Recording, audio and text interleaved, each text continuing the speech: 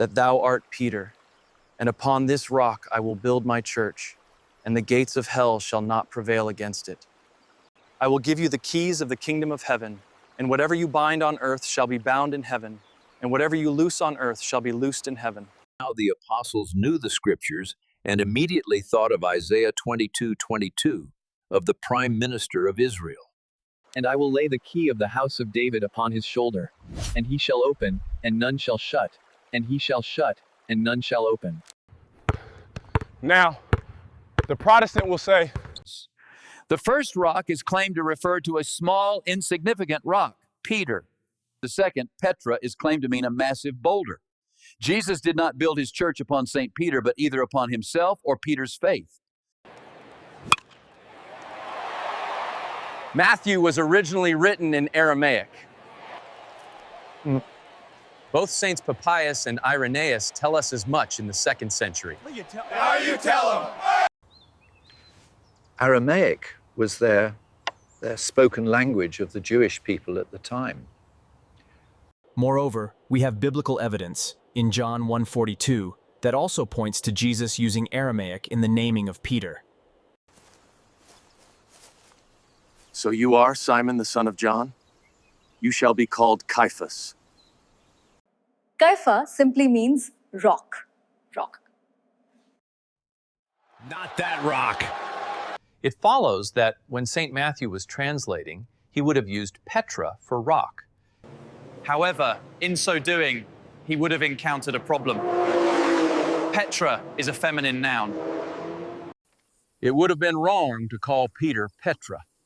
This would be equivalent to calling a male a girl's name in English. Hello, Melissa. In Matthew 16, verses 17 through 19, Jesus uses the second personal pronoun you 7 times in just 3 verses. It just doesn't make sense for Jesus to address everything to Peter and then say, but I will build my church upon me. In fact, there is a very interesting parallel here between Abraham and St. Peter in Isaiah 51, verses 1 through 2. Hearken to me, you who pursue deliverance, you who seek the Lord. Look to the rock from which you were hewn. Look to Abraham your father. Christ is the true son of David who came to establish the prophetic kingdom of David. We understand that Christ in Matthew 16, like the king of Israel, was establishing a prime minister. Remember, Isaiah 22 verses 15 through 22 gives us insight into the ministry of the prime minister in ancient Israel. Come, go to this steward, to Shebna, who is over the household, and say to him, Behold, the Lord will hurl you away violently. I will thrust you from your office, and you will be cast down from your station. In that day I will call my servant Eliakim, the son of Hilkiah, and I will clothe him with your robe, and will bind your girdle on him, and will commit your authority to his hand. And he shall be a father to the inhabitants of Jerusalem and to the house of Judah. And I will place on his shoulder the key of the house of David. He shall open, and none shall shut, and he shall shut, and none shall open. Now remember Matthew 16, verses 17 to 19. Blessed are you, Simon Bar-Jona, for flesh and blood has not revealed this to you, but my Father who is in heaven.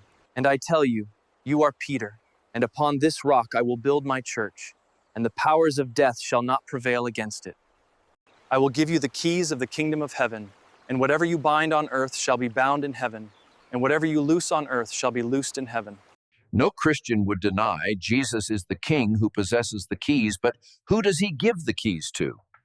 Peter? Ave Maria Stella.